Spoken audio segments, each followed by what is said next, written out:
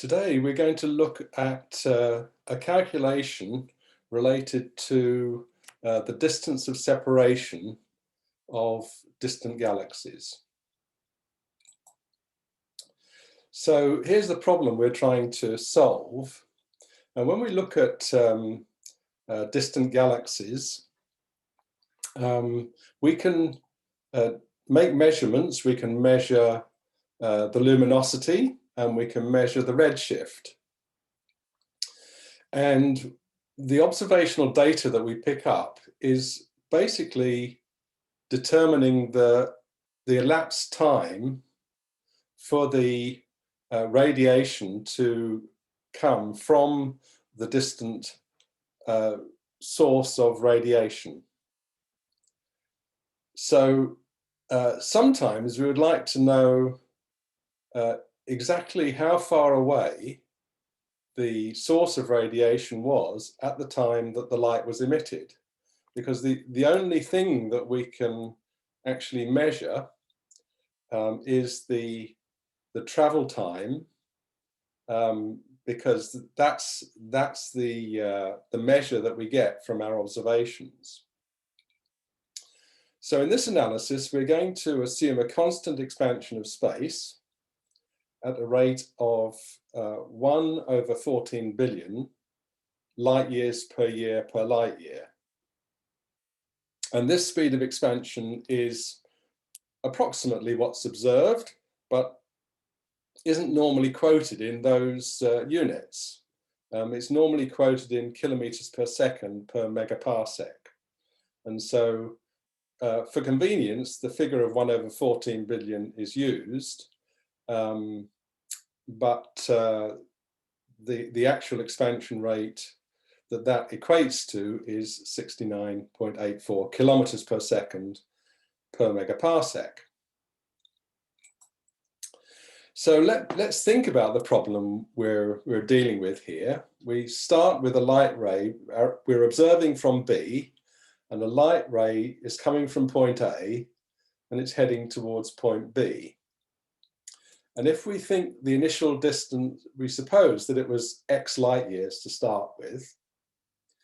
And after 1 year, the light has traveled 1 light year. So the remaining distance to be covered is x minus 1. But that has now increased due to the expansion of space. And we can see that this factor of 1/14 billion comes in. So the distance to be covered is now 1 plus 1/14 billion times x minus 1 light years. So when I started examining this problem, I started using a spreadsheet model, and you can get an approximate value by taking it one step at a time and working through the spreadsheet row by row, and it will give you an approximate answer. But I wanted to find a mathematical equation which would give me the result directly. And I started from the spreadsheet model to see if I could use the spreadsheet model as a way of deducing the formula using an infinite series, but that proved too difficult. So I went back to first principles, and first of all started with the expansion calculation for space. So here we start with the current expansion rate of 1/14 billion light years per year per light year. And we're going to measure s in light years, and t, the total time, and small t, which is the progress time, measured in years. And so for any 2 points a distance s apart, uniform expansion means that ds by dt is equal to k times s. Now, if, for example, s were 14 billion light years, then ks would be 1. So what that's telling us that ds by dt is equal to 1 in that case. And ds by dt is a velocity, rate of change of distance with time. And it is 1 light year per year. And 1 light year per year is actually the speed of light. So what this equation is telling us is that the recession velocity depends on the distance separation, and it's linear, and it goes out to the value 1 when the distance is 14 billion light years. So starting from this, this formula, we can regroup the terms, and we get integral 1 over s ds is integral k dt. Integral 1 over s is log s, and that must be equal to kt plus a constant of integration. And so taking exponents of both sides, we get s is equal to e to the kt times e to the c. And putting in the initial conditions, we get that when t equals 0, x0 is 1. So with s equal to s naught, that means that s naught, the starting distance, is equal to e to the c. So our final formula is the distance at any time t is equal to the initial distance times e to the kt.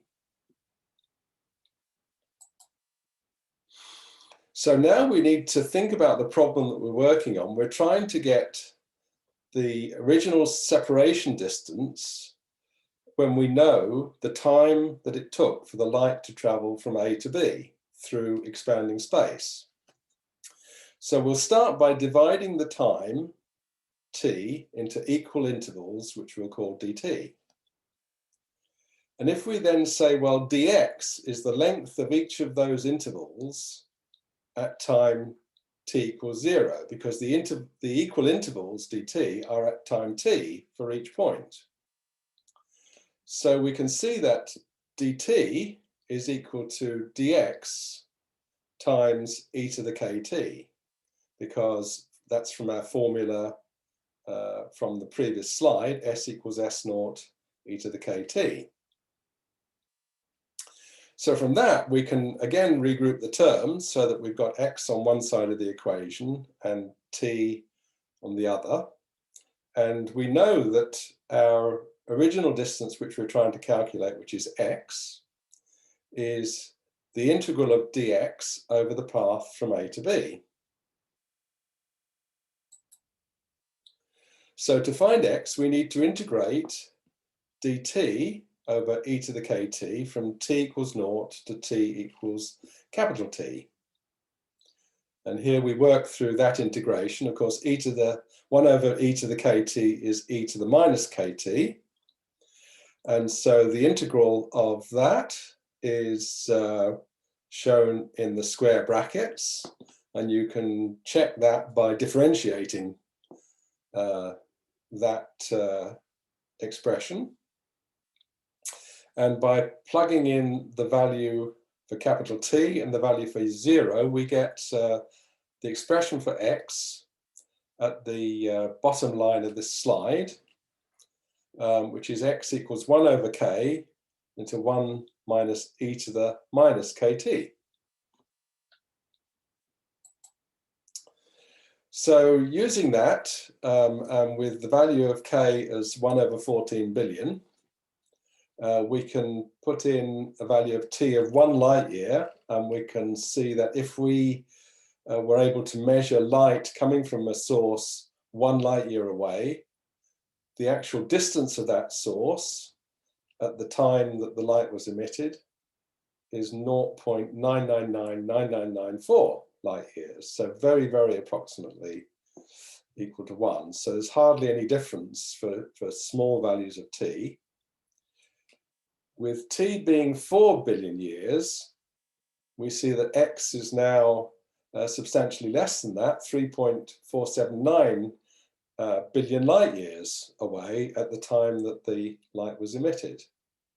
And finally, 13.8 billion years, we find that if we detect radiation coming from 13.8 billion years ago, then that radiation started at a point 8.7755 billion light years away at that time.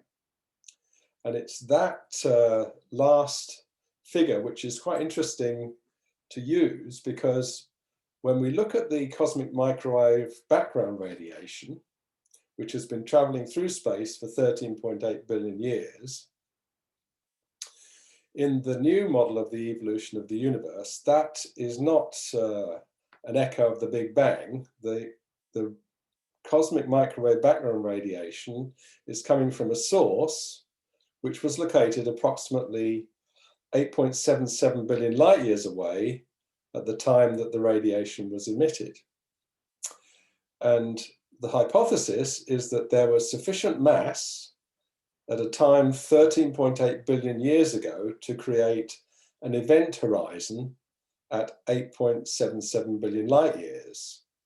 Now that event horizon would be at Schwarzschild radius, and from that calculation, r equals 2gm over c squared, we know the radius fairly precisely, and so we can calculate the mass that it would take at that time to create an event horizon, and it turns out to be around 28 billion galaxies. And that's consistent with our model, where galaxies, the number of galaxies increases by a factor of 20 every 14 billion years. So if there were 28 billion galaxies 13.8 billion years ago, we would expect there to be something of the order of 500 billion galaxies today, some of them within the observation horizon, some of them outside. And so this hypothesis is consistent with the observations of matter density.